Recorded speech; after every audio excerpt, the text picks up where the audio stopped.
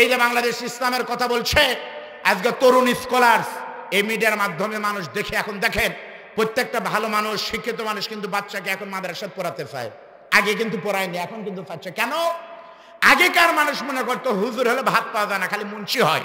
আর এখনকার মানুষ দেখেছে যে না, কোরআনের কথা বললে মাদ্রাসায় পড়লেও মান বাড়ে। তাকে দেখেন ডক্টর মিজানুর রহমান আজহারির দিকে, জোরে বলেন কথা ঠিক না ঠিক? আমাদের বাংলাদেশে একজন গবেষক, ওনার নাম হলো তরুণ ইসলামী চিন্তাবিদ, জেনারেল পড়াশোনা করে পরে মাদ্রাসায় পড়াশোনার সর্বোচ্চ ডিগ্রি নিতে পারেননি, পড়াশোনা করে স্বশিক্ষিত হয়েছেন। ওনার নাম হলো জনাব তহাবেন আদনান। আদনান ভাই আমাদের দেখেন না আপনারা? আদনান, সে আদনানের কথা আপনারা দেখেছেন। আদনান সাহেব এখন কথা বলছে কোরআন থেকে, এত অথেন্টিক কথা, জেনুইন কথা, যে কথা মাপ যা বলতেছে আলহামদুলিল্লাহ শিক্ষিত মানুষ গ্রহণ করতেছে। আমাদের দেশের কিছু হুজুর বলতেছে কে রে, এই আবার কোথা থেকে আসলো রে?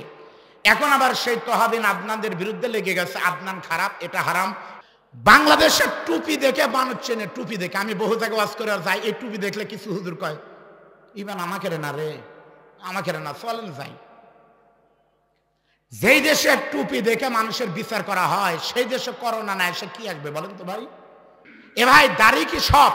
দাড়ি রাখতে হবে 100%, কিন্তু ইমান ছাড়া দাড়ি রেখে লাভ নাই। শুধু দাড়ি যদি সব হতো ইমান ছাড়া, দাড়ি মাইপে যদি আল্লাহ জান্নাত দেয়, তাহলে মাওলানা ফজলুর রশিদের আগে, আজকের মাহফিলের সবার আগে দাড়ি মাইপে যদি জান্নাত দিত, সবচেয়ে আগে জান্নাতে যেত বাংলাদেশ থেকে, এই ভারত উপমহাদেশ থেকে দুইজন, একজন হতো রবীন্দ্রনাথ ঠাকুর, আরেকজন হতো লালন শাহ।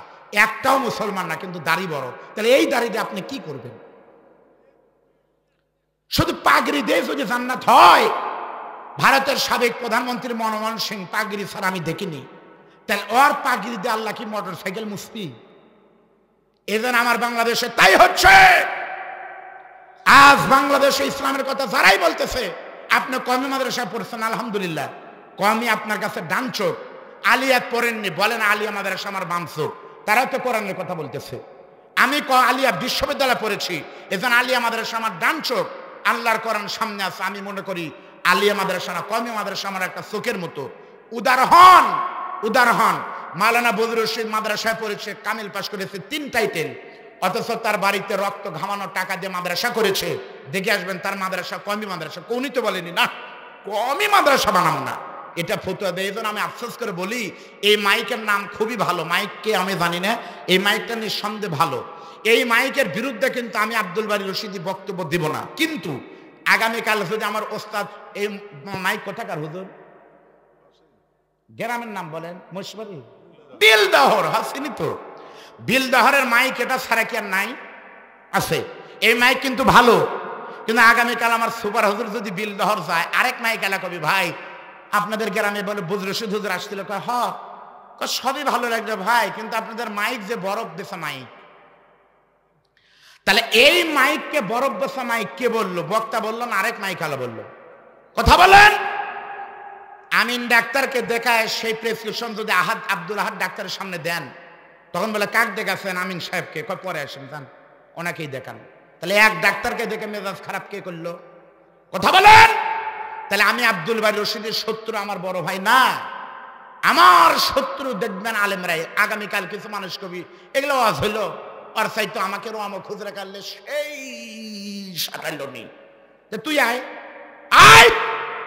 এজন্য বলবো ভাইরা, আলেমদের শত্রু কিন্তু আলেমরা। জোরে বলেন কথা ঠিক না ভাই? ঠিক। আসেন, আজকে আর মারামারি করে লাভ নাই, আজকে ইসলামের দুর্দিন আমরা এক হই। আল্লাহ কবুল করেন, বলেন আমিন। আমার ভাইরা খেয়াল করেন, আমিরুল মুমিনিন ওমর তখন বললেন আমরা কি করবো? জিহাদ শুরু হয়ে গেল।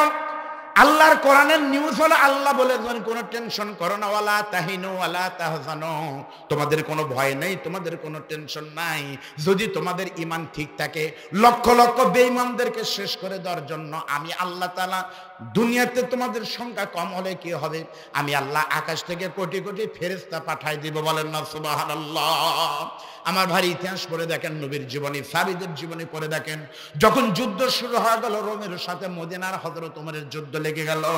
ওই জিহাদে বেশি দিন লাগে নাই, মাত্র অল্প কয়েকদিনের ভিতরে পৃথিবীর সবচেয়ে দামি সবচেয়ে সুপার পাওয়ার আমিরুল মুমিনিন ওমরের সামনে যারা দাবি করতেন রোমের প্রেসিডেন্ট কায়সারকে, আল্লাহ তাআলা ছাই সাইজ করে অল্প দিনের কয়েকদিনের ভিতরে রোমের প্রেসিডেন্ট কায়সারকে দুনিয়া থেকে খতম করে দিয়ে পৃথিবীর সবচেয়ে বড় রাষ্ট্র হলো রোম দেশ।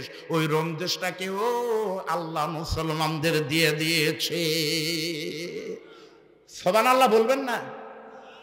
সংখ্যা কিন্তু ছিল কম, কিন্তু রহমত করেছে কে? সংখ্যা দিয়ে সবসময় বিচার করবেন না। এ ভাই শোনেন, সংখ্যা দিয়ে কি হয়? আপনি ইমানদার হন, আপনার ইমান যদি ঠিক থাকে তাহলে আপনাকে মদত করবেন কে? সংখ্যা দিয়ে কিছু হয় না। তার প্রমাণ আজকের মাহফিলে যদি ৫,০০০ লোক আসেন, এই ৫,০০০ মানুষের কোন দাম আছে? যদি মাওলানা বজলুর রশিদ আর আমি তার জামাই না আসতাম, তা আপনাদের এসে আজকে লাভ কি হতো? তাহলে আপাতত আজকের মাহফিলের জন্য আপনারা ৫,০০০ আর আমরা জামাই শ্বশুর সমানই হচ্ছি। কথা বলেন না কেন? খিচুড়ির ভেতরে সব দিছে, চাল ডাল সব দিয়েছে, কিন্তু শুধুমাত্র পছন্দ হয় না এই ছোট প্যাকেট, বাহ দিমুইলা লবণ সারাইজগার আনবো, খাওয়া যাবে? তাহলে আপনারা চাল ডাল 10 মণ হওয়ার পরে লবণ 1 কেজি, ওই 10 মণে ফেল করবে 1 কেজি। জোরে বলেন কথা ঠিক না বেটি? তবে আজকের মাহফিলের খিচুড়ি ভালো হয়েছে, আমি খাইছি, খুবই স্বাদ। আপনারা আবার লবণ জানা হয়নি এটা মনে করবেন না। আমিরুল মুমিনিন ওমর যখন যুদ্ধ জয় হয়ে গেল, হযরত ওমর বলতেছে তোমরা 2 রাকাত নামাজ পড়ো। নামাজ পড়ার পর হযরত ওমর বলতেছে নবীর সাহাবীরা রে, সর্বপ্রথম তোমরা আমাকে নিয়ে যাও এই দেশের কোথায় রাষ্ট্র ক্ষমতা চলতো, এই দেশের সংসদ ভবন পার্লামেন্ট কোন জায়গায়, ভালো করে কিন্তু কথাটা বুঝবেন, টান আওয়াজ করা লাগবে, সময় কম।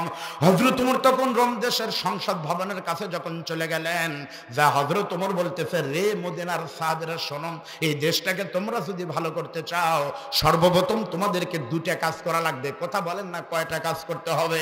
1 নাম্বার কাজ হলো এই দেশের নাম হলো রোম দেশ, এই রোম দেশের নামটাকে পরিবর্তন করা লাগবে, কারণ রোম হলো হিন্দুদের দেওয়া নাম, খ্রিস্টানদের দেওয়া নাম। আর হাদিস শরীফে আবু দাউদ শরীফের ভিতরে নবী বলেছেন মান তাশাব্বাহা বিকওমিন ফাহুয়া মিনহুম, যার সাথে তার নামের মিল হবে কিয়ামতে তার সাথে তার কিন্তু জান্নাতে দেওয়া লাগবে, আর খারাপ হলে তার সাথে তার জাহান্নামে থাকা লাগবে। হযরত ওমর বলতেছে সর্বপ্রথম নামটাকে আমরা পরিবর্তন করে দিব। আর 2 নম্বর দায়িত্ব হলো এই দেশে কাল সকাল থেকে শুরু করে কিয়ামত পর্যন্ত মুসলমানরা যতদিন থাকবে কোরআন দিয়ে রাষ্ট্র চলবে। 1 নাম্বার দায়িত্ব হলো কি করা লাগবে?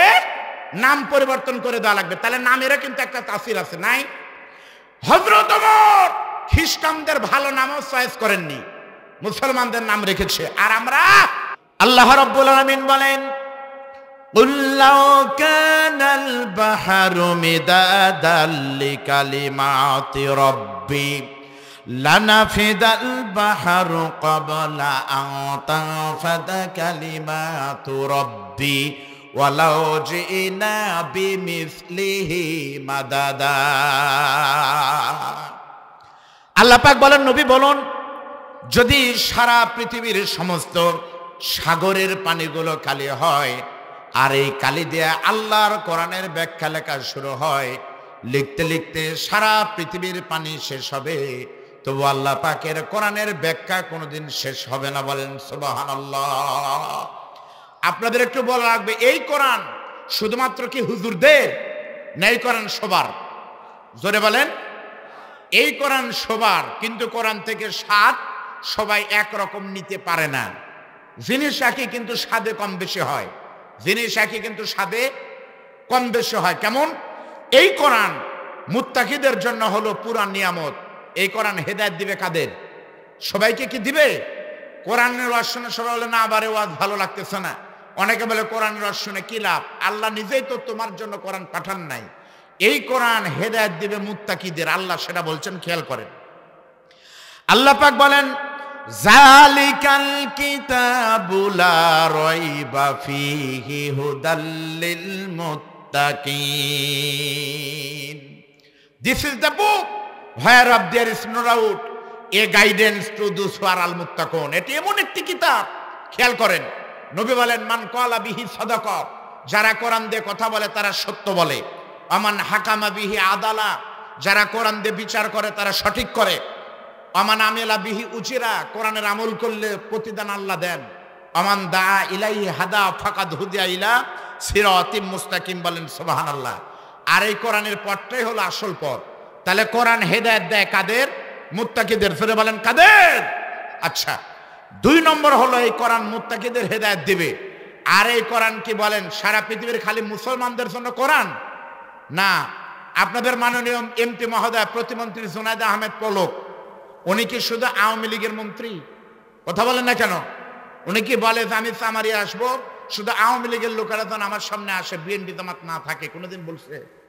তা বলে না। উনি কিন্তু সবার জন্যই যেমন মন্ত্রী, দেশের জন্য, ওই রকম এই কোরআন শুধুমাত্র মুসলমানদের জন্য নয়। এই কোরআন হিন্দু, বৌদ্ধ, খ্রিস্টান, উপজাতি, সাঁওতাল, ছোট বড়, ধনী গরিব, কৃষ্ণাঙ্গ শ্বেতাঙ্গ সবার জন্যই কোরআন রহমত। জোরে বলেন সুবহানাল্লাহ। আল্লাহ কোরআনে সেটাই বলছেন, খেয়াল করেন। আল্লাহ রাব্বুল আলামিন বলেন, শাহরু রমাদানাল্লাযী উনজিলা ফীহিল কুরআন হুদাল লিন-নাসি ওয়া বাইয়িনাতিম মিনাল হুদা ওয়াল ফুরকান। এই কোরআন আমি রমজান মাসে নাজিল করেছি, সমস্ত মানুষের জন্য এই কোরআন রহমত। জোরে বলেন সুবহানাল্লাহ। কোরআনের বিধান মানলে হিন্দু ভাইরা শান্তি পাবে। জোরে বলেন ঠিক না ঠিক? এই কোরআনের সঙ্গে বিরোধিতা করলে কি হয় আমি বাস্তব উদাহরণ দেব, কিন্তু আপনারা একটু মনোযোগ দিয়ে শোনা লাগবে। এই যে বর্তমানে করোনা, আলহামদুলিল্লাহ আমি মাহফিলের মাধ্যমে আমি বারবার বলতেছি, কারণ আমি সিংড়ার সন্তান, আমাকে বলতেই হবে। সেটা হলো আজকের এই মাহফিল স্বাস্থ্যবিধি মেনে আমরা করছি বা করব, আপনারা সহযোগিতা করবেন। আজকের এই মাহফিলটা কিন্তু বিধিনিষেধের ভিতরেই পড়েছে 13 তারিখ, কিন্তু মাহফিলটা কিন্তু এমনি হচ্ছে না। এই মাহফিলটা হওয়ার পিছনে কিছু নেপথ্যের কারিগররা কাজ করেছেন। আমি প্রথমে প্রত্যক্ষ পরোক্ষভাবে সহযোগিতা করার জন্য মাননীয় প্রতিমন্ত্রী অ্যাডভোকেট জনাব পলককে মোবারকবাদ জানাচ্ছি। এরপর আমাদের উপজেলা নির্বাহী অফিসার মহোদয়, বিশেষ করে যিনি আমাদের অফিসার ইনচার্জ জনাব নূরে আলম সিদ্দিকী, সিরাজগঞ্জের কৃতি সন্তান, আমরা ব্যক্তিগতভাবে চিনি এবং স্যারের গ্রামে মাহফিল আছে 21 তারিখে, আমি প্রধান বক্তা, উনি নিজেই দাওয়াত করেছে। তো উনি অনুমতি বা উনি যেভাবে সহযোগিতা করেছে, আমাদের চেয়ারম্যান মহোদয় এখানে আছেন, কমিটির যারা আছেন, আমি সবার জন্য দোয়া করছি। আচ্ছা বলেন তো, করোনা যদি এরকম না হতো তাহলে কি বলেন তো মাহফিলে বিধিনিষেধ কি কোনোদিন এসেছে? এর আগে আসতো না, নাকি ভুল বুঝে? কিন্তু আমাদের কথা হলো করোনা কিন্তু হু হু করে বেড়েই চলতেছে। গতকাল মাহফিলে গেলাম, ওই এলাকার একটা বড় আলেম, উনি বলতেছিল করোনা বলতে কিচ্ছু নাই।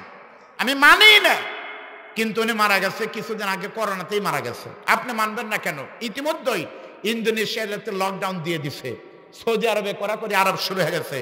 এই করোনা কিন্তু এমনি আসেনি, করোনা কিন্তু আল্লাহর গজব আর মুমিনের জন্য রহমত। করোনা কি আছে আমি কোরআন থেকে আপনাদের বলতেছি। এই কোরআনে কিন্তু করোনার একটা আয়াত আছে, ওমিক্রনের আয়াত আছে কোরআনে। কোরআনে কি নাই দেখেন, কোরআনে আল্লাহ পাক বলেন, জহারাল ফাসাদু ফিল বাররি ওয়াল বাহরি বিমা কাসাবাত আইদিন নাস। জলে এবং স্থলে যা কিছু হয় সবকিছুই মানুষের 2 হাতের কামাই। জোরে বলেন নাউজুবিল্লাহ। প্রিয় ভাইরা, আমরা যত খোদাদ্রোহী হব আল্লাহর গজব তত আমাদেরকে ঘিরে ধরবে। এই করোনার জন্ম হলো চীনে। জোরে বলেন কোথায়? চীন। চীন পৃথিবীতে এমন একটা দেশ, চীনের কথা আপনারা জানেন। চীন এমন একটা দেশ, সারা পৃথিবীতে উন্নতির দিক থেকে সবচাইতে চীন আগানো। এমনকি চীন এমন একটা জায়গা, যেই চীন পারে না এমন কোন জিনিস চীনের নাই, সবই পারে চীন। এমনকি আজকে এই যে আমরা মানুষ যে কয়টা আছি এই স্টেজে, এই মানুষ কয়টা সিংড়া বাঙালি ছাড়া যন্ত্রপাতি যা আছে সব কিন্তু চীনের তৈরি। এই যে ক্যামেরা দেখতেছেন, এক একটা ক্যামেরার দাম 1 লাখ, 2 লাখ, 80,000, 90,000, এগুলো সব কিন্তু চীনের তৈরি। আমার 2টা মোবাইল 2টা চীনের তৈরি। এমনকি আপনাদের লাইট পর্যন্ত চায়না, সব চায়না।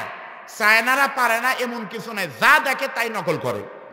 এখন ওরা বললো যে আমরা যদি সারা দুনিয়া নকল করবার পারি, তাহলে আমরা কোরআন নাকি বানানো যাবে না, নকল করা যাবে না। আল্লাহ কোরআনে বলছে, এটা তারা বিশ্বাস করেনি। না করে তারা চ্যালেঞ্জ করলো যে আমরা কোরআন নকল করব। জোরে বলেন নাউজুবিল্লাহ। কোরআন নকল করার জন্য 2-3 বছর আগে রেডি হয়ে গেল বেঈমানেরা, কলম নিয়ে রেডি বসে গেছে। কোরআনের মতো একটা কোরআন, কোরআনের সূরার মতো একটা সূরা পরিবর্তন করবে। কি হলো? কলম আর খাতা নিয়ে বসে গেছে, সূরা ফাতিহার মতো একটা লেখা শুরু করবে। হঠাৎ করে লোকটার কাশি শুরু হলো, তারপরে জ্বর, তারপরে শ্বাসকষ্ট, তারপরে মেডিকেল, তারপরে আইসিইউ, তারপরে সব ফেল, তারপরে মরা শেষ। ওই যে শুরু হলো আলো করোনা। কি হলো? কোরআন পরিবর্তন। চীন বলল করব, আর আল্লাহ একটা গজব দিয়ে বললেন করোনা। আল্লাহ কি বললেন? কথা বলেন, কি বললেন? ওই গজবের নামে হলো করোনা। এই আজকে চলতেছে। এজন্য করোনা থেকে যদি বাঁচতে চান খালি মাস্ক পরলে হবে না, স্যানিটাইজার গায়ে আর হাতে দিলে হবে না। আপনাদেরকে ইসলাম থেকে একটা টিপস দেই, করোনা আজকে ডাক্তার বলতেছে যদি দিনে 5 বার কেউ হাত ধোয় তাহলে করোনা হবে না। আর মুসলমানরা যারা 5 ওয়াক্ত নামাজ পড়ে, করোনা আসুক আর না আসুক এমনি তো 5 বার ওযু করে। জোরে বলেন কথা ঠিক না ব্যাঠিক? এর জন্য যত বেশি আল্লাহ মানবেন, যত বেশি ইসলাম মানবেন, আল্লাহর কসম নিরাপদ হয়ে যাবেন। আজকের মাহফিল থেকে মিডিয়ার ভাইদেরকে আমি অনুরোধ করবো, সারা দেশ না পৃথিবীকে জানিয়ে দেন আমাদের এই ক্ষুদ্র কথা যদি মাননীয় প্রধানমন্ত্রী পর্যন্ত যায়, ও মাননীয় প্রধানমন্ত্রী আমাদের মমতাময়ী, আপনি একে অনুরোধ করব, আল্লাহর গজব যদি এটা করোনা হয়ে থাকে তাহলে সেই আল্লাহর কাছ থেকে আমাদের মাপ চাইতে হবে। সুতরাং স্বাস্থ্যবিধি মেনে যদি হাট বাজার চলতে পারে, স্বাস্থ্যবিধি মেনে যদি স্কুল কলেজ চলতে পারে, স্বাস্থ্যবিধি মেনে যদি নির্বাচন চলতে পারে, স্বাস্থ্যবিধি মেনে মাহফিলের অনুমতি আর মাদ্রাসা মসজিদ, মাদ্রাসার মসজিদে নামাজ চালু রাখা দরকার। জোরে বলেন কথা ঠিক না বেঠে? না 5 ওয়াক্ত নামাজ পড়ে দোয়া করা দরকার। প্রতি জুমায় আপনারা দোয়া করবেন আল্লাহ আমাদের বাংলাদেশকে করোনা মুক্ত করুন। কিন্তু যদি আমরা মাহফিল বন্ধ করে দেই, যদি মসজিদে মুসল্লিদের যেতে না দেই, মাদ্রাসা বন্ধ করে দিই, তাহলে হতে পারে আল্লাহ কিন্তু আমাদের প্রতি নাকশ আরো বাড়িয়ে দিতে পারে। এজন্য অবিলম্বে এই মাহফিলের প্রতি যে নিষেধাজ্ঞা এটাকে তুলে নেওয়া হোক। আমরা বলি আল্লাহুম্মা আমিন। চলুন হাদিস থেকে আমরা দোয়া পড়ি। আল্লাহুম্মা বলেন, আল্লাহুম্মা ইন্নী আউযু বিকা মিনাল বারাসি ওয়াল জুনুনি ওয়াল জুজামি ওয়া মিন সাইয়্যিল আসকাম। সকলে বলেন আল্লাহুম্মা আমিন। আউযু বিল্লাহি মিনাশ শাইতানির রাজীম। বিসমিল্লাহির আল্লাযীনা ইম্মাক্কান্নাহুম ফিল আরদি আকামুস সালাহ ওয়া আতাবুস যাকাতা ওয়া আমারু বিল মারুফি ওয়া নাহাউ আনিল মুনকার ওয়ালিল্লাহি আকিবাতুল উমুর। আমি আপনাদের সামনে ভাঙা কণ্ঠে কোরআন থেকে একটা আয়াতে কারিমা তেলাওয়াত করেছি, খুব খেয়াল করেন। আল্লাহ তাআলা বলতেছেন আল্লাযীনা ইম্মাক্কান্নাহুম ফিল আরদ, তারা তো ওই সকল মানুষ যাদেরকে আমি রাষ্ট্র পরিচালনার জন্য জমিনে নেতৃত্ব দেওয়ার দায়িত্ব দেই। তাহলে বলেন তো ভাই, এই আয়াত দ্বারা প্রমাণিত হলো জমিনে যারা নেতৃত্ব দেয়, সম্মানের চেয়ারে বসে, তাদেরকে সম্মান দেয় কি? আপনাদের সাথে আল্লাহর নামের কোনো শত্রুতা মনে হয় আছে? যেহেতু আপনি তো বলতেছেন যদি আল্লাহর নাম বলি প্রতিবার বললে 30 টাকা করে জরিমানা দেওয়া লাগবে, অথবা 250 চাউল জরিমানা হবে, আপনি দিবেন? এরকম কোনো ভয় আছে? তাহলে আপনারা জব করার বকির মতো চায় থাকেন কে? বলেন সম্মানদার মালিক কে? আল্লাহর নাম নিলে সব হয় না গুনাহ হয়? সবাই বলেন সম্মানদার মালিক কে? এতে আপনাদের মতো ইমানদারদের সামনে আমার মতো ছোট বক্তাকে দ্বিতীয় বক্তা করে আপনাদের সামনে কথা বলার মতন যোগ্যতা দিলেন, তিনি কে? এই যে আমাদের আপনাদেরই সন্তানকে এখানে মাদ্রাসার সুপার করে আল্লাহ তাআলা এলাকার মানুষকে দিনই খিদমত আঞ্জাম দেওয়াচ্ছেন, তিনি কে? এটা আপনাদের সম্মানিত চেয়ারম্যান, আমার বড় ভাই, আমার ভাইকে উনি সম্মান দিয়েছেন, ওই মালিকের নাম কি? তাহলে সম্মানদার মালিকও যিনি, সম্মান কেড়ে নেওয়ার মালিকও যিনি। চাকরি দিতে পারেন তিনি চাকরি নট করতো, এটা তো বলার দরকার নাই। আল্লাহ তাআলা বলতেছেন যারা ভালো মানুষ তারা ক্ষমতায় গেলে কাজ করবে 4টি। কয়টি? 1 নম্বর হলো আকামুস সালাহ, নামাজ কায়েম করবে। 2 নম্বর ও আতাবুজ যাকাত, যাকাত ভিত্তিক অর্থ ব্যবস্থা চালু করবে। 3 নম্বর আমারু বিল মারুফ, সৎ কাজে আদেশ দিবে, আমি সৎ কাজ করব, জনগণকে করতে বাধ্য করব। অনাহাও আনিল মুনকার, এবং আমি অন্যায় করব না, জনগণকে করতে দিব না। এই 4টি কাজ যদি কেউ করে, সে ইমাম হোক জান্নাতে যাবে, মেম্বার হোক জান্নাতে যাবেন, চেয়ারম্যান হন জান্নাতে যাবেন, উপজেলা চেয়ারম্যান হন জান্নাতে যাবেন, এমপি হন জান্নাতে যাবেন, মন্ত্রী হন জান্নাতে যাবেন, প্রধানমন্ত্রী হন জান্নাতে যাবেন, আওয়ামী লীগ হন জান্নাতে যাবেন, বিএনপি হন জান্নাতে যাবেন, জামাত হন, জাতীয় পার্টি হন, যে দেশের হোক, যারাই কোরআন অনুযায়ী এই 4টা কাজ করবে অবশ্যই আল্লাহর জান্নাতে সেই লোক যাবে। জোরে বলেন সুবহানাল্লাহ। এমনকি আপনি বাড়ির মুরব্বী, আপনার বাড়িতে 5 জন মানুষ, আপনি জামাতে তাবলীগের সময় দেন, আপনি ফজরের নামাজ জামাতে পড়েন, আর আপনার বেটা ঘুম পাড়তেছে দরজা বন্ধ করে দিয়ে, আপনি নামাজ পড়তে পড়তে মরে গেল, আল্লাহ আপনাকে জান্নাত দিবে না যতক্ষণ আপনার ছেলে নামাজি না হবে। জোরে বলেন ঠিক না ঠিক? তাহলে আপনাকে নামাজ কায়েম করা মানে আমি পড়বো, মানুষকে পড়তে হবে। জোরে বলেন কথা ঠিক না ঠিক? এবার আপনাদেরকে আমি একটু কভার চাই, বলেন তো বাজান, কোন দেশে যদি এরকম একটা নিয়ম হয় যে আমার ইউনিয়নে নামাজ বাধ্যতামূলক মুসলমানের, জাকাত হিসাব করে দেওয়া লাগবে রোজার ভিতরে, আর ইউনিয়ন পরিষদ থেকে চেয়ারম্যান গুনে গুনে ভিজিয়ে পিয়ারের কাবিখার চাউল দেওয়ার মতো জাকাত গরিবের ওয়ার্ড পৌঁছে দিবে, সৎ কাজ হবে, অন্যায় দেখলে খবর আছে। তাহলে বলেন তো এই ইউনিয়নের নাম যত খারাপ লাগুক সামারি, দূর থেকে মানুষ মনে করে ওটি মানে এতই সামারি, খালি সামারি। আসলে কি তাই? আসলে কি তা না, ভালো মানুষ সব। কিন্তু এই কোরআনের আইন যদি আপনাদের ইউনিয়নে চালু হয়, সিংড়ায় চালু হয়, তাহলে দেশটা কি এরকম থাকবে? সিংড়া হবে সোনার সিংড়া। জোরে বলেন কথা ঠিক না ঠিক? আমি নিজে প্রমাণ, আল্লাহ আপনাদের দোয়ায় আল্লাহ আমাকে মক্কা মদিনায় কবুল করেছিলেন। আমি মক্কা থেকে মদিনায় একদিন গেলাম, মদিনা থেকে একদিন গেলাম তায়েফে, আর একদিন গেলাম জেদ্দায়। হাদিস সাহেবরা বলেন কথা ঠিক। আমি একদিন গেলাম তায়েফে, তায়েফ থেকে এসে 2 দিন পরে গেলাম জেদ্দায়। জেদ্দায় আম্মা জান হাওয়া আলাইহিস সালামের কবর কিন্তু আছে, ওখানে দেখে তারপর লোহিত সাগর জিয়ারত মানে দেখে থেকে আসতেছি। আসার সময় সাথে আমার বিবি ছিলেন, আমার মা ছিলেন, আর আমার ছোট্ট একটা বাচ্চা ছিলেন 4 বছরের মেয়ে। তো আমার মেয়ের জন্য একটু সোনার মালা কেনার জন্য গেলাম জেদ্দায়। আবার সোনার দাম কম, আবার ভালো সোনা পাওয়া যায়। তো সোনার দোকানে গিয়ে আমরা দাম দর করতেছি, কত করে সোনা। কি হলো, 4 জন কর্মচারী, মালিক সৌদির কর্মচারী, একজন সৌদি আরবের, একজন বাঙালি, একজন ইন্ডিয়ার, আর একজন পাকিস্তানি। তো বাংলাদেশের কর্মচারীর সাথে কথা বলে দাম দর ঠিক করে কেবল নিব ভাই, এই সময় মাগরিবের আজান দিল, আল্লাহু আকবার আল্লাহু আকবার। মক্কা মদিনাতে একটু পরপরই তো মসজিদ, দেখলে পাগল হয়ে যাবেন। কোটি কোটি টাকা খরচ করে মসজিদ কত সুন্দর দেখে আসেন। আজান হলো, দোকানের মালিক তখন বলতেছে খালাস, এই কথা বলে দোকান থেকে বের হয়ে গেল। 4 জন 4 দেশের কর্মচারী চলে গেল। বাঙালি কর্মচারী বলতেছে হুজুর বের হন। আমি বললাম ভাই বের হবেন কেন, আমি তো মাল কিনবো। কয় হুজুর আজান হওয়ার পরে কোনো বেচা কেনা নাই। মালিক বলে গেল এই দেশের মানুষ বিশ্বাস করে আজানের পরে যদি কোনো কেনা বেচা হয়, এই লাভের টাকায় ব্যবসায় ঢুকলে পারে টাকা হারাম হবে, ব্যবসা বরকত কমে যাবে। এই জন্য আপনি 100 ভরি সোনা কিনলেও আমরা চাই না, বারাম তাড়াতাড়ি নামাজ পড়ে আসেন। আর আমাদের সিংড়া কি খাবার, সিংড়ার কি খবর? মাদ্রাসা মরে গেছেন, 3 বার হজ করছে। অথবা আনোয়ার হাজির ওখান থেকে একটা পাওয়ার টিলার কিনবেন। যদি আপনি বলতেছেন 2টা পাওয়ার টিলার কিনবেন, নামাজের সময় হলো কিনেন, নামাটামা করে আমরা 3 জন মিলে পরে নামাজ পড়বো। এই জন্য ওদের কাছে নামাজ আগে, ব্যবসা পরে। এই জন্য সৌদি আরবে চলন দিলে মাছ হয় না, পুকুরে গাছ নাই ফল হয় না, গোয়ালে গরু নাই দুধ হয় না, কিছুই নাই। তারপরে সৌদি আরবের মানুষ যা খায়, খাওয়ার পরে যেটা নষ্ট করে ওই খাওয়া। আমরা তো গরিব মানুষ, না হয় নাই পাই, এমপি মন্ত্রীরা চোখে দেখে না। আর আমাদের বাংলাদেশে সব আছে, শুধু আল্লাহর কোরআনের নিয়ম ঠিক নাই। এজন্য সব থাকার পরেও বরকত নাই। যেটুক আছে আবার খাওয়ার ক্ষমতা নাই। কারো ডায়াবেটিস, কারো প্রেশার, কারো হার্ট ব্লক, কেউ বলতেছে মরিয়া যাবো। একমাত্র কারণ হলো আল্লাহর কোরআন না মানার কারণে চতুর্দিকে বিপদ। জোরে বলেন কথা ঠিকটা ব্যাটি? আমার ভাইরা একটু খেয়াল করেন, কোন দেশে যদি 4টা কোরআনের আইন চালু হয় তাহলে দেশটার অবস্থা কেমন হয় বোঝানোর জন্য আপনাদের সামনে আমি একটা নতুন আলোচনা করব। কোন দেশে কোরআনের আইন চালু থাকলে কেমন হবে সমাজ, আপনাদের বোঝানোর জন্য এমন একজন প্রেসিডেন্টের নাম বলবো, এমন একজন খলিফার নাম বলতেছি, তার নাম জানেন না এমন কোন মানুষ এখানে নাই। তিনি হলেন ইসলামের 2য় খলিফা, নাম হলো আমিরুল মুমিনিন হযরতে ওমর। আপনার কি হযরত ওমরের নাম শোনেননি? কথা বলেন, শোনেননি? জান্নাতি সাহাবী 10 জন, ওস্তাদকে বলে দেখেন, নবীর হাদিস, সই হাদিস। 10 জন সাহাবী দুনিয়া থেকে জান্নাতের টিকিট পেয়ে গেছিল মরার আগেই।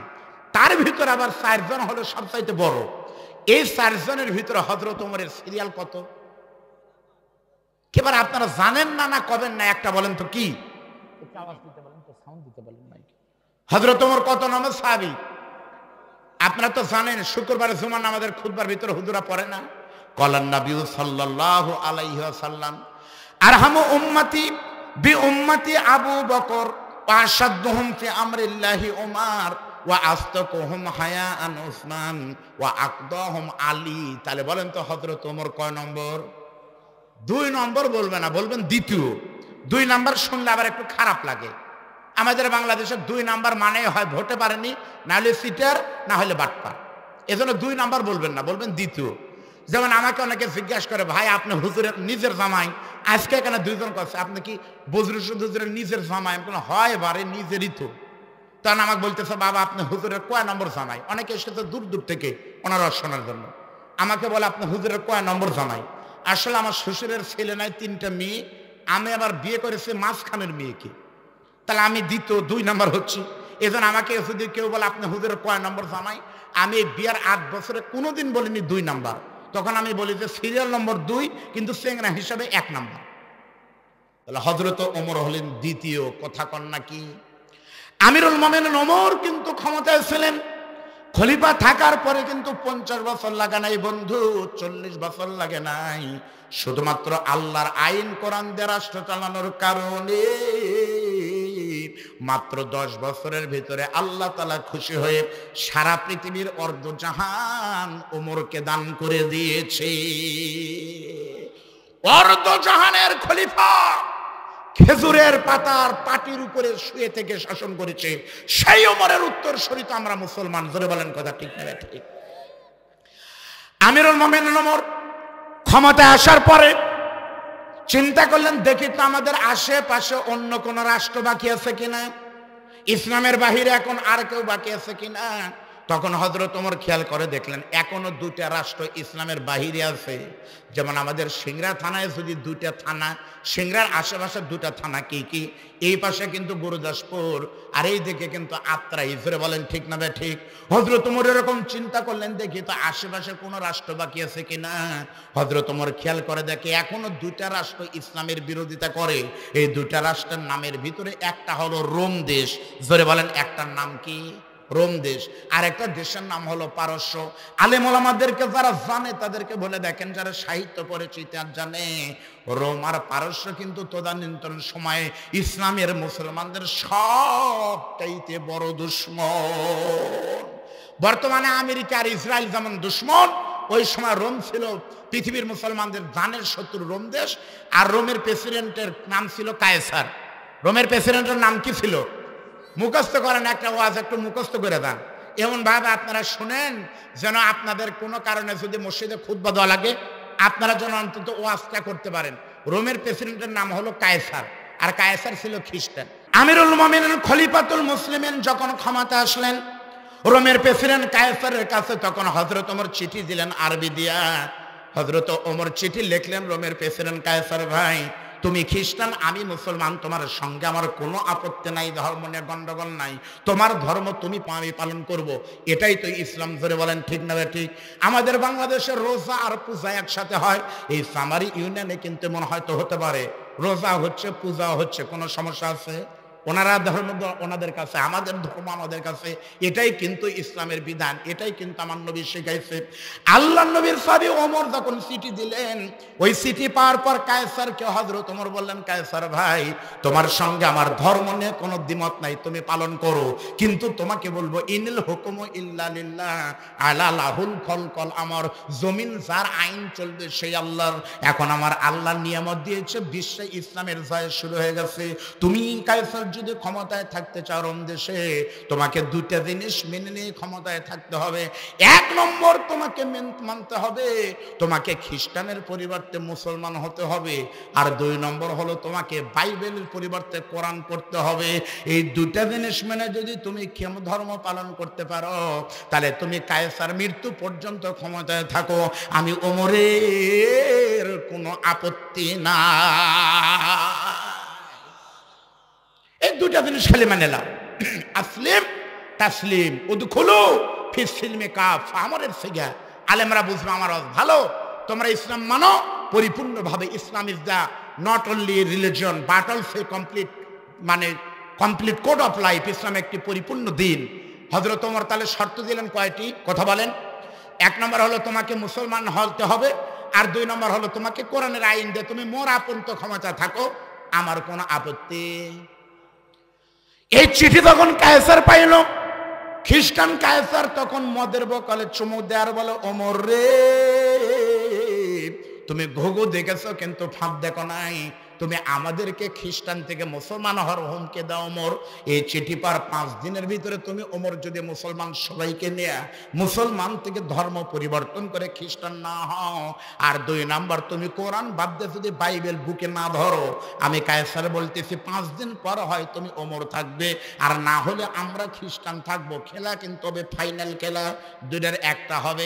এই চিঠি যখন হযরত ওমর পায়ে গেলেন, আমিরুল মুমিনিন ওমর তখন সাহাবীদেরকে বলতেছেন, নবীর সাহাবীরা রে, সিদ্ধান্ত দিবেন আপনারা, আর যেটা আপনারা বলবেন মেজরিটি মাস্ট বি গ্রান্টেড, আল আকসারু হুকমুল কৌম, যেটা বেশি সেটাই আমি মানবো। আপনারা বলেন তো, আপনারা কি খ্রিস্টান হবেন না ওদেরকে মুসলমান খ্রিস্টান মুসলমান বানাবেন? যদি আপনারা ওদেরকে মুসলমান বানাবার চান তাহলে কিন্তু জিহাদ করা লাগতে পারে, আর জিহাদে গেলে কিন্তু রক্ত দেওয়া লাগতে পারে। বদরে নবী রক্ত জীবন দিয়ে মানে বিজয় হয়েছে, কিন্তু ওহুদে তো নবীর দাঁত ভাঙছে, তাইতে নবী যেমন রক্ত দিয়েছে তোমাদেরকে কিন্তু রক্ত দেওয়া লাগতে পারে। আর যদি তোমরা মনে করো না আমরা রক্ত দিব না, আমরা ঈমান বিক্রি করব, তাহলে তোমাদেরকে শুধু দাড়ি মুছ কামাই করা লাগবে, আল্লাহ নবী মানি না, তাহলে তোমাদের কোনো আপত্তি নাই। কি করবে? মুসলমান থাকবে না ওদেরকে খ্রিস্টান মুসলমান বানাবে? আমার বিশ্বাস ওই জায়গায় যদি বাংলাদেশের 5 জন মুসলমান থাকতেন, ওই 5 জন তখন বলতেন, আমিরুল মুমিনিন দেশের অবস্থা বেশি ভালো না, আপাতত 2-4 বছরের জন্য আমরা খ্রিস্টানি হই। কথা বলেন না কেন? অনেকে এরকম বলতো। আপনি বলবেন হুজুর তাই কয়? সিংড়ার মানুষ তো ভালো, তাই কয় না। আপনাদের দয়, আপনাদের সন্তান আব্দুল বারী রশিদ, আপনাদের দয় সারা বাংলাদেশ আমার মাহফিল। করোনা না থাকলে, চাকরি না থাকলে কম বেশি সারা দেশ আমি ছুটি। আজকের মাহফিল আমার 85তম মাহফিল, 85টা। এবং আজকের আল্লাহ রহমতে একবার রোজার 2 দিন আগ পর্যন্ত মাঝে মাঝে 2-4 দিন ফাঁকা ছিল, প্রতিদিন মাহফিল। আমরা বিভিন্ন জায়গায় গেলে আমাদের বলে হুজুর এই অর্জন করেন না কেন? কয় হুজুর জানেন না জীবন বাঁচান ফরজ। আচ্ছা জীবন বাঁচান ফরজ, এই কথাটা কি ঠিক? হুজুর বলেন জীবন বাঁচান ফরজ ঠিক। আমি না কম লেখাপড়া করছি, মাদ্রাসায় পড়ে বিশ্ববিদ্যালয় থেকে অনার্স মাস্টার্স করে এমফিল শেষ, দোয়া করেন পিএইচডি চলতেছে। আমার চাইতে বড় জানলাল আমার ওস্তাদ আছে, আমার ভাই আছে। আপনারা বলেন জীবন বাঁচান ফরজ এই মর্মে কোন হাদিস আছে? তার আগে বলেন তো ভাই, পানির অপর নাম কি? Another name of water is life and life. পানির অপর নাম জীবন, আমরাও জানি। এখন না জানলে ধান কাটার সময় তো 14 মাসে মানেন পানি সব। আচ্ছা বলেন তো, আমরা বললাম পানির অপর নাম জীবন, আমরাও জানি, কিন্তু টাইটানিক জাহাজ ডুবে দ্বারা মারা গেছে, অথবা সিংহাচলন বিলে ডুবে দ্বারা তিসে খালি মাজার দেখতে তারা মরে গেছে। এই কয়দিন আগে যে আগুনে ডুবে লঞ্চ ডুবে দ্বারা মারা গেছে, আগুনে পুড়ে মরছে অর্ধেক, আর পানিতে ঝাঁপায় পড়ছে অর্ধেক। এই লোকগুলো যদি আপনার পাশে দাঁড়ায়, আর কি আমাদের যদি আল্লাহ বলে পানির অপর নাম কি, আমরা বলবো জীবন। আর যারা পানির ডুবে মরছে ওই লোক যদি আপনার পাশে থাকে, ওই লোক কি কবি? খালি মরণ কবি। যখন বলবে জীবন বাঁচান, কি আপনি বলবেন যে ফরজ, পানির অপর নাম কি জীবন? তখন ওই লোক কোনে দেয় ঘুরতে মারা করছিস, জানিস একই কথা খালি ঘুরে ঘুরে বলিস, পানির অপর নাম হলো মরণ, আমি মরিয়া দেখছি। জোরে বলেন ঠিক না বেটি? এই জন্য কোন মুসলমান যদি বলে জীবন বাঁচান ফরজ, তারা কিন্তু ইমানের ভিতর ভেজাল আছে। বরং একজন মুসলমানের বলতে হবে আমার দায়িত্ব হলো ইমান বাঁচানো, আর আমার আল্লাহর দায়িত্ব হলো জীবন বাঁচানো। সুবহানাল্লাহ বলেন। আমিরুল মুমিনিন ওমর তখন বলতেছে তোমরা কি করবে? প্রত্যেকটা সাহাবী তখন চোখের পানি ফেলে কান্দার বলে, আমিরুল মুমিনিন আপনি এমন করে কেন বলেন হুজুর? এই তায়েফের ময়দানে নবী কোরআনের জন্য যদি রক্ত দিতে পারে, আমাদের বুকে 1 ফোঁটা রক্ত থাকা পর্যন্ত আমরা খ্রিস্টান নই, বরং ওই কায়সার বেঈমানকে আমরা মুসলমান বানাবার চাই। হযরত ওমর তখন বললেন তাহলে আমি এখন হব সেনাপতি। হযরত ওমর হলেন কি? হযরত ওমর হলেন কি? তাহলে যে ওমর নেতা সে ওমরই হলেন সেনাপতি। সেই ওমর নেতা সে ওমরই আবার নামাজের সময় হয় ইমাম। যে ওমর নেতা সে ওমরই সবই হয়। আমরা যারা মনে করি পীর সাহেবের মুরিদ, আমরা মনে করি ইসলাম মানে হলো খালি জিকির আজকার। যারা তাবলীগ করি তারা মনে করি ইসলাম মানে আসার আগে আজরাইল চলে যান কাকরাইল। কিন্তু আসলে ইসলাম মানে কিন্তু তা না মিয়া ভাই, একটু ভালো করে বোঝেন, আগে চিনতে দেন না। আল্লাহর নবী, ইসলামের সবচাইতে মানদণ্ড কি? আল্লাহর নবী, কোরআন হাদিস সুন্নাহ, তাই না? আল্লাহর নবী ফজরের নামাজে জামাতে পড়াতেন, তাহলে নবী ছিলেন ইমাম। নামাজ পড়ালে তাকে কি বলে? ইমাম। নামাজ পড়ায় নবী আমার সাহাবীদেরকে নিয়ে জিকির করেছে, তাহলে নবী ছিলেন তরিকার সবচেয়ে বড় তরিকতের মুর্শিদ। নামাজের পরে নবী আমার বাড়িতে গিয়ে হযরত আয়েশাকে খাদিজাকে বলেছে, খাদিজা রান্না হয়েছে? বলে না হুজুর, রুটি হয়নি। আল্লাহ নবী তখন বলে, নাও তুমি রুটি ভাজো আর আমি ঝাল দিই, তাহলে ছিলেন ভালো স্বামী। আবার জামাই আলীর কাছে আসে বলে, জামাই আসো বাবা গল্প করে আলী, তাহলে ছিলেন ভালো শ্বশুর। আবার হাসান হোসেন নিয়ে বাজারে গেছে, চলো নানু কি কিনবে, তাহলে ছিলেন ভালো নেতা, নানা। আবার এই নবী মদিনার প্রথম রাষ্ট্রপতির মাধ্যমে উনি প্রমাণ করছে আমি রাষ্ট্রপতিও। তাহলে এক নবী এক মানুষের যদি এত কিছু করবার পারে, তাহলে আপনি করেন তাবলীগ, আপনি অন্যকে দেখলে কেন আমাকে তাবলীগের সাথী না, এর শোনা যায় হবে না।